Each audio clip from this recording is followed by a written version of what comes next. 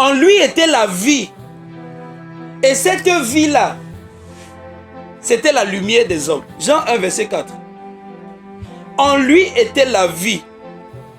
Et la vie qui était en lui, c'était la lumière des hommes. C'est ce qui illuminait l'humanité. C'est la vie qui était exercée et exemplifiée en lui, qui faisait comprendre aux hommes leur véritable identité, ce qu'ils sont vraiment. C'est la vie qui était en lui, qui permet à l'homme de se comprendre. Donc nous comprenons que quand Christ est la lumière du monde,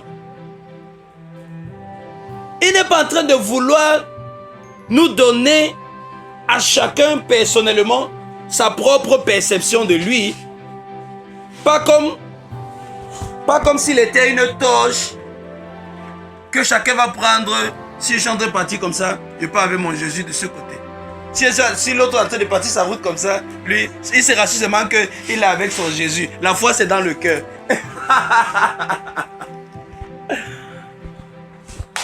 Que non, chacun prend sa route, mais c'est toujours le même Jésus.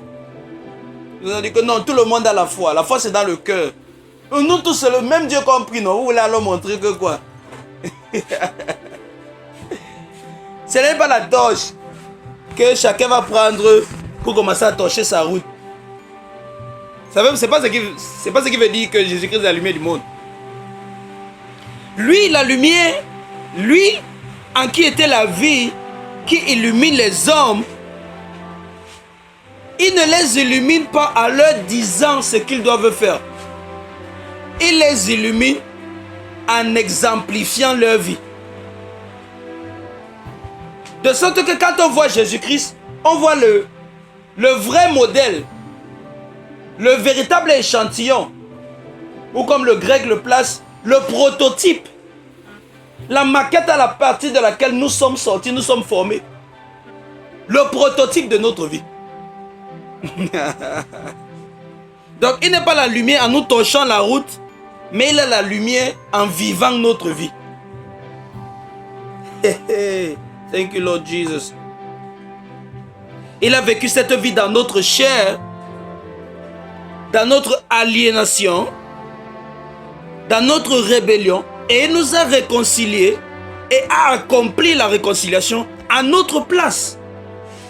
Donc maintenant, on n'essaye pas d'accomplir notre vie par nous-mêmes. On n'essaye pas de se réconcilier, non. On vit dans l'accomplissement de ce que lui, il a fait. Il a non seulement accompli cette réconciliation-là, il l'a aussi vécu dans sa propre humanité. De sorte qu'il a exemplifié ce que ça veut dire qu'un homme soit le fils de Dieu.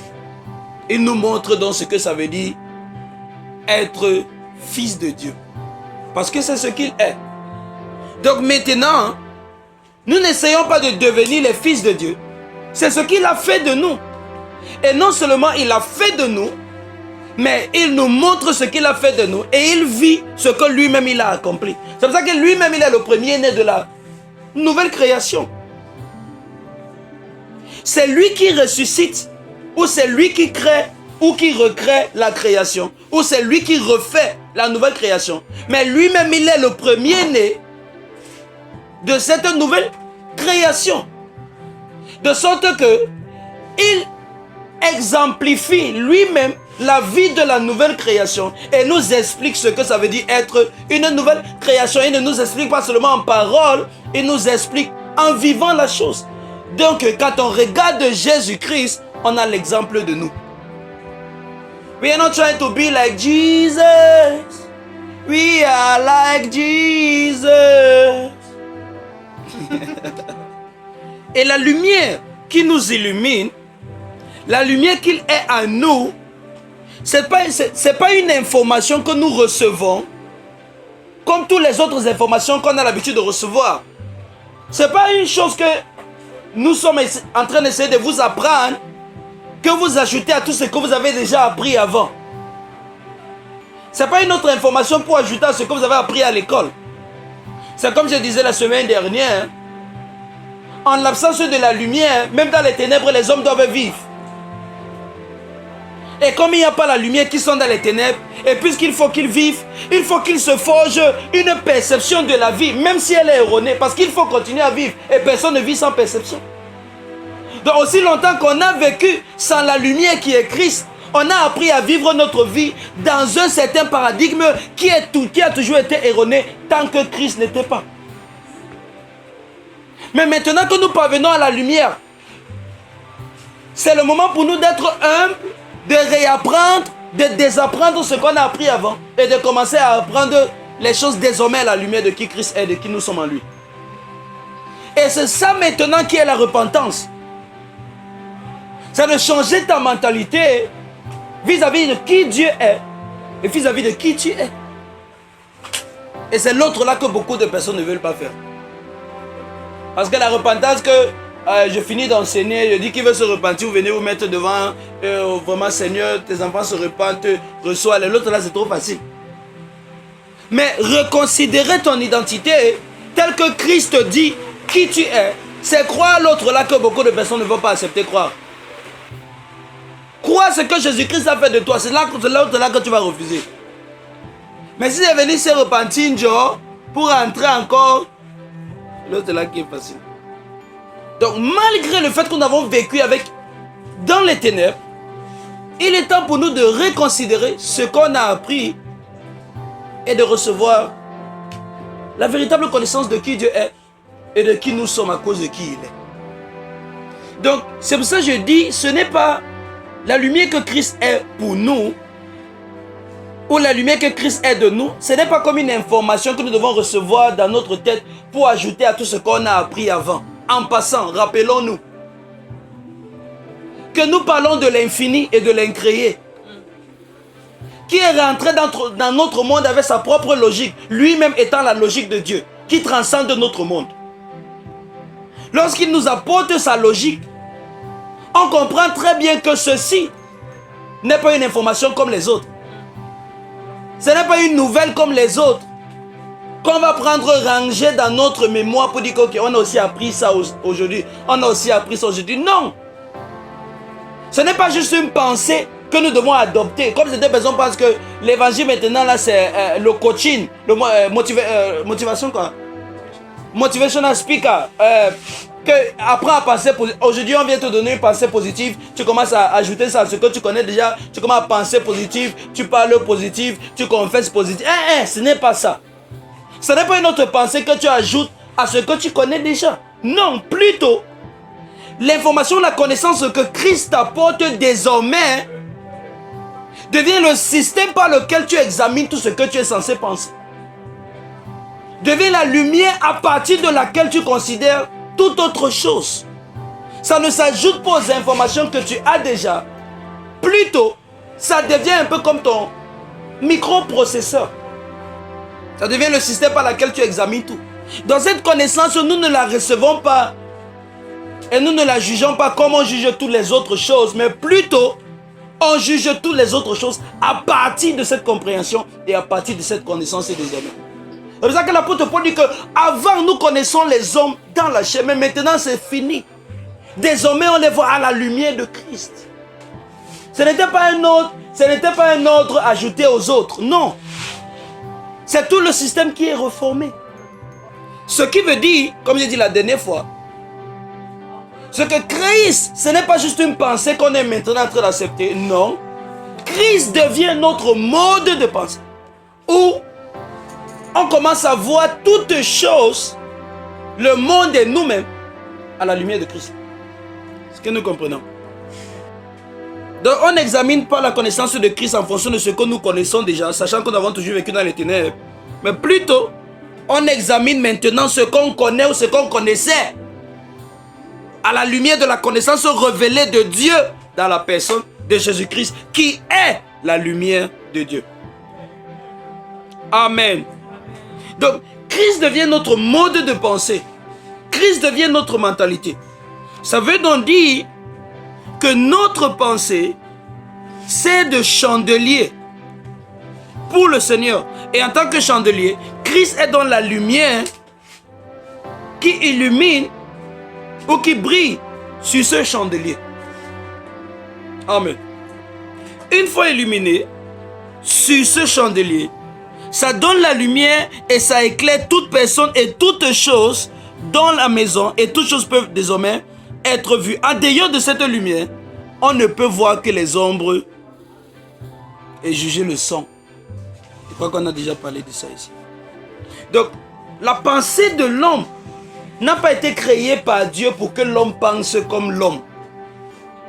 Vous vous rappelez de Matthieu 16, vers le verset 21, si je ne me trompe pas, où l'apôtre Pierre dit, Jésus a d'abord félicité Pierre de la révélation qu'il a reçue et qu'il n'avait pas tout compris. Et puis, le Seigneur Jésus dit ok, voici ce qui va arriver au Fils de l'homme. Il va aller, il va mourir, il sera crucifié et tout. Pierre dit que non, Seigneur, ça là, ça ne peut pas t'arriver. Ça peut pas t'arriver. Comment est-ce que ça peut t'arriver?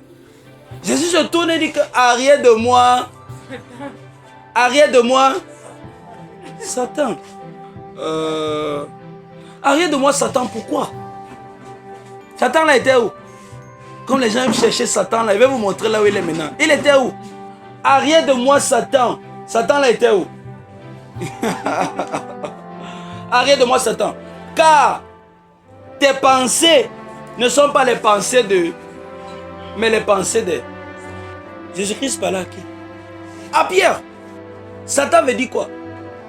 Opposant. Et c'est Pierre venu barrer la route que Seigneur, tu ne passes pas ici là. Seigneur, si tu veux passer, tu vas seulement me traverser ou bien tu vas me bousculer. Non, c'était ici là. Dans sa tête, il a refusé que non. Je ne crois pas que... Voilà comment nous on s'oppose souvent à Dieu, dans nos têtes, dans nos pensées. Maintenant tu sais là, il y a Satan. Mais ce qui m'intéresse dans ce passage, c'est que Jésus-Christ a reproché à un homme d'avoir pensé comme un homme. Pourquoi? Parce que Dieu a créé l'homme et a donné à l'homme l'intellect ou la pensée ou bien la mentalité, pas pour que l'homme invente ses propres pensées, mais pour que l'homme télécharge les pensées de Dieu et pense comme Dieu. C'est pour ça que dans Marc 11, quand Jésus explique la scène du figuier qui a été maudit et qui a séché, et le verset 23, 24, il dit, ayez la foi de Dieu.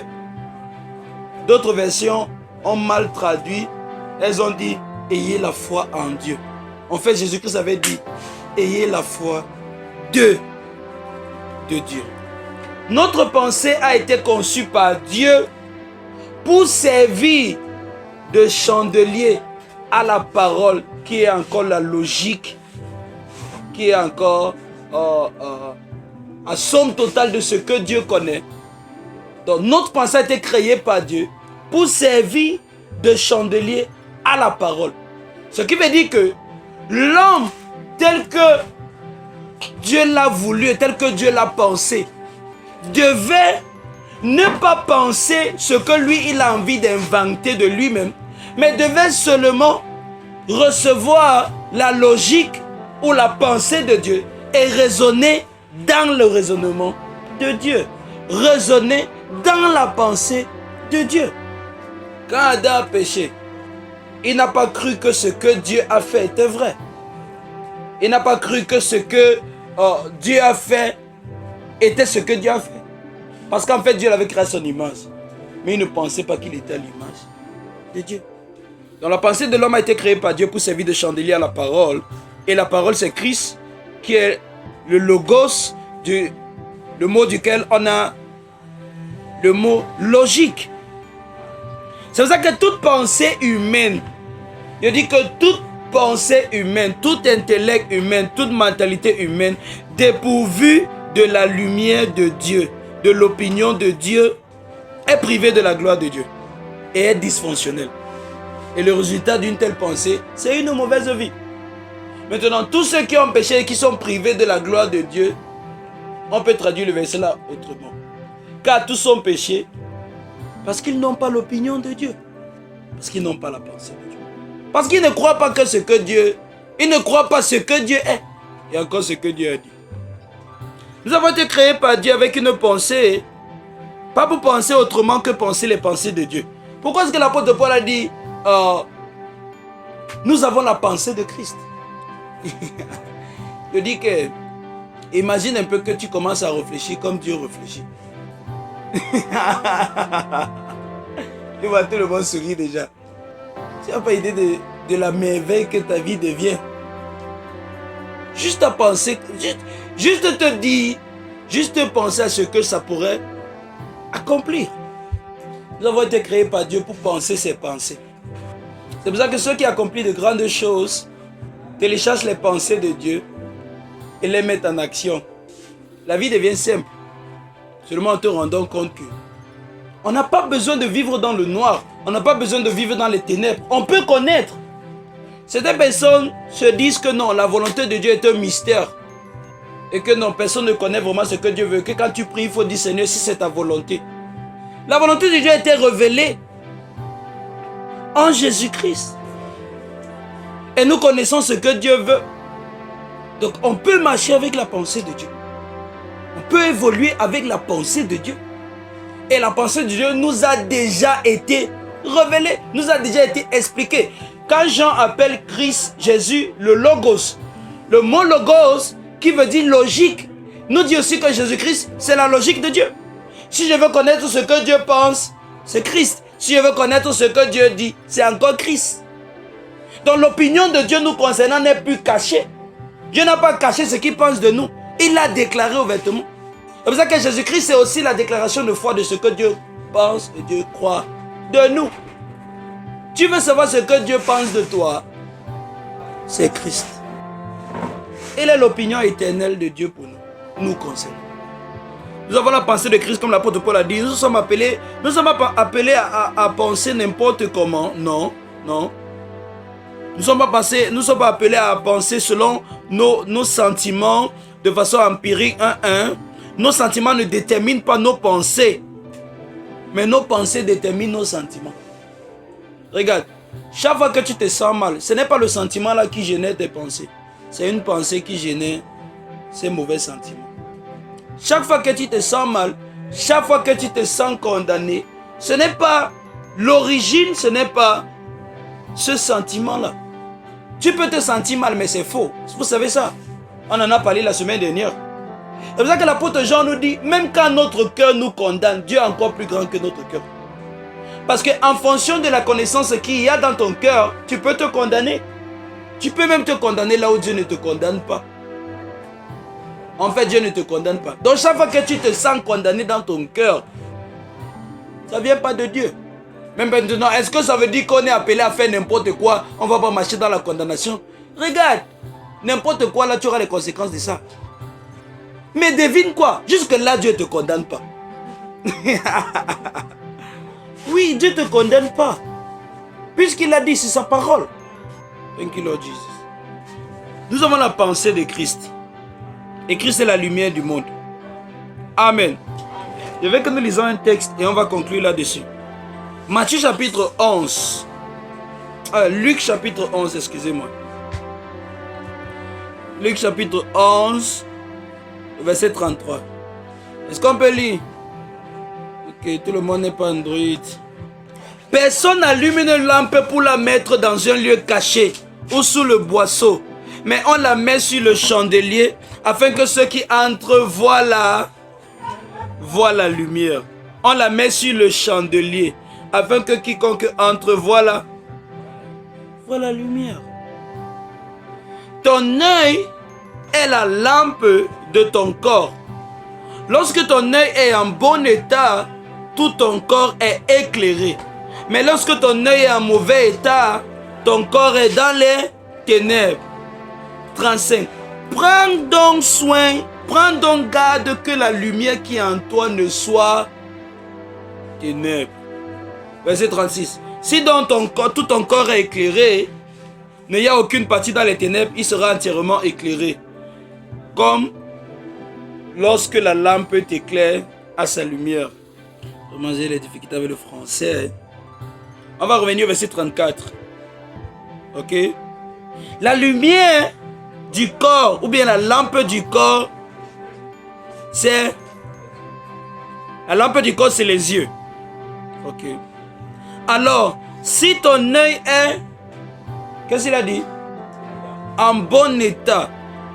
Si ton œil est en bon état. C'est là où on a les problèmes avec le français. Maintenant, l'œil est la lampe du corps. Quand Jésus-Christ parle de l'œil, il ne parle pas des yeux-ci. Il utilise ces symboles pour expliquer quelque chose. Maintenant, l'œil, c'est un peu comme ta mentalité ou bien ta façon de penser ou bien ton intellect. Ce qu'on appelle communément en anglais your mind. The mind. Ton œil, c'est un peu comme ta pensée. Ok? Et Jésus dit, la pensée, ta pensée, c'est le chandelier de ton corps. La lampe, une lampe, on peut aussi appeler une lampe. Là, on peut prendre la lampe ou bien la bougie ou bien un chandelier. Vous savez ce que c'est un chandelier? Chandelier. Voilà. C'est comme un porteur de lumière. Ou bien on peut prendre comme la bougie par exemple. Ok. Jésus dit que ton œil ou encore ta pensée, c'est le chandelier ou la bougie ou la lampe de ton corps. Et quand il parle de ton corps ici là, il ne parle pas de ce soma, il ne parle pas de cette flèche, de cette chair. Il parle de ta vie. Jésus-Christ dit que si ta pensée est en bon état, tout ton corps est éclairé. Le mot bon état, c'est traduit de l'anglais single. Single. Si ta pensée est singulière, singulier vient de 1.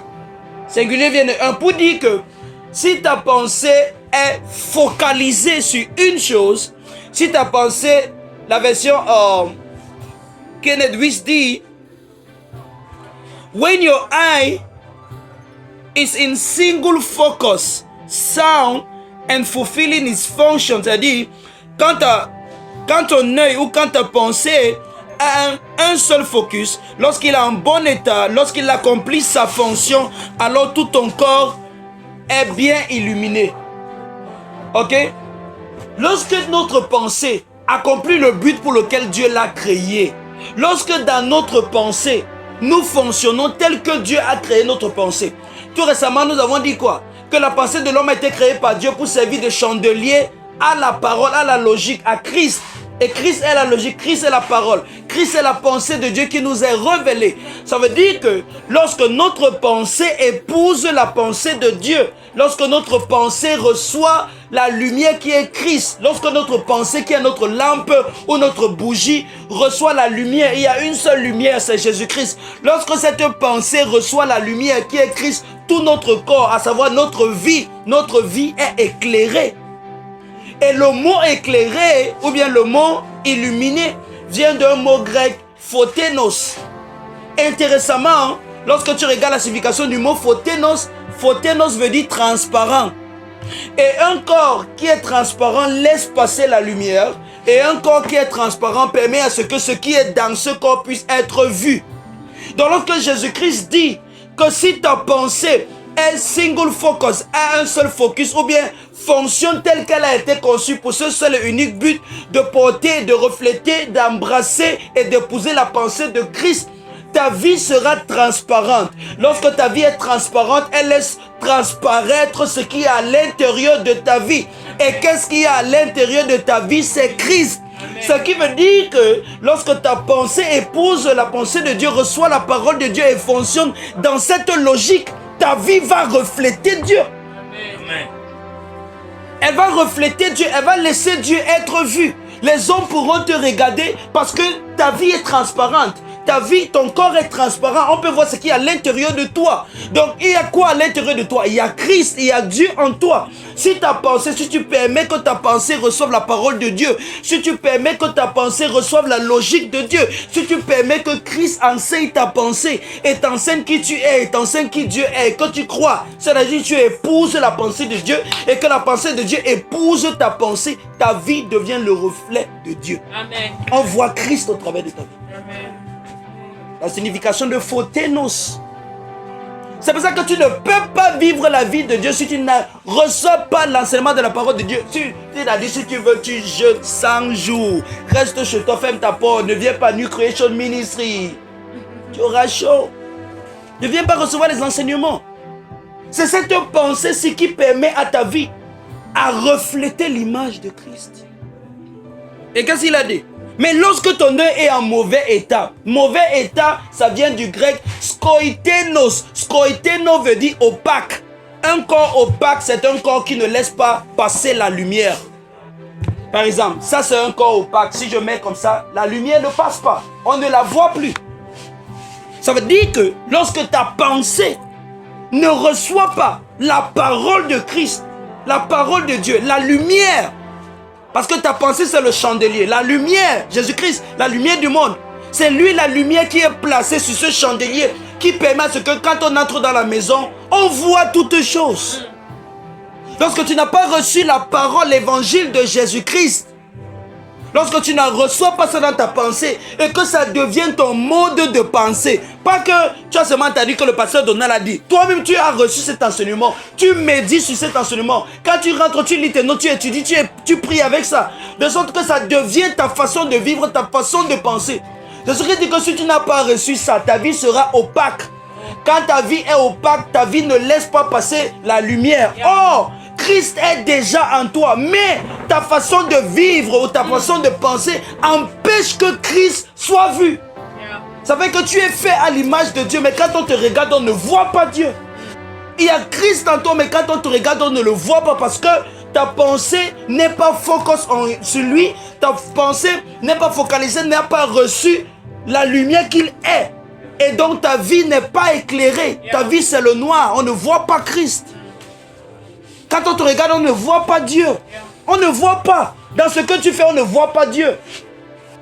Oui, tu pries, oui, tu pars à l'église, c'est bien. Mais quand on te regarde, on ne voit pas encore. Il y a un problème. Tu penses mal. Tu vois mal. Quand tu regardes les hommes, tu les vois comme les arbres. Tu les vois tous comme tes ennemis. Tu vois le démon partout. Tu pries que les gens doivent mourir parce que tu penses que certaines personnes t'aiment, d'autres ne t'aiment pas. C'est toi seul qui es juste. Tous les autres là, ils sont suspects. C'est toi seul qui est amour. Les autres ne t'aiment pas. C'est toi seul qui as raison. Tout ce que les parents disent là, c'est pour eux. Tout ce que les autres là disent là, c'est pour eux, ils ne me comprennent pas. Tu vois mal. Et ta vie est opaque. Elle ne laisse pas passer la lumière. Christ ne peut pas être vu au travers de toi. Or, l'essence de l'homme, c'est qu'il est l'image de Dieu. Donc à chaque fois que la vie d'un homme ne reflète pas Dieu, l'homme a échoué sa vocation. Il vit pour rien. S'il meurt, ça ne va rien faire à personne. Sa présence sur la terre est inutile. Vous savez pas que dans le monde, ici, il y a les gens que quand ils meurent, ça ne fait rien à personne. À part peut-être son père et sa mère. Mais il y a d'autres que quand ils meurent, c'est toute une communauté. Voir un pays qui pleure. Il n'y a pas la possibilité que ça arrive. Maintenant, si il parle, il y a beaucoup de gens qui vont pleurer. Oh, les enseignements de la parole de Dieu qu'on recevait, le pasteur Donald. Oh. Moi, c'est que c'est une impossicanité. Impossible. Si ton œil est en bon état, est focalisé, concentré sur ce seul but, ce seul objectif, Christ, la lumière, c'est lui mon mode de pensée. Je pense Christ. Je ne dis pas dire que je pense à Christ, je pense Christ. Parce que tu quittes ici, là, puis tu vas entrer quelque part, on dit que fire, fire, fire. Tu dis que c'est toujours ça. Hey, c'est pas la même chose. Parce qu'il faut bien faire la différence. Et le verset 35, Jésus dit, prends garde. Que quoi? La lumière qui est en toi ne soit ténèbres. Que la compréhension de Christ ne soit pas corrompue. Que la vérité de la parole de Dieu ne soit pas mélangée, corrompue avec la loi, avec la logique des hommes, avec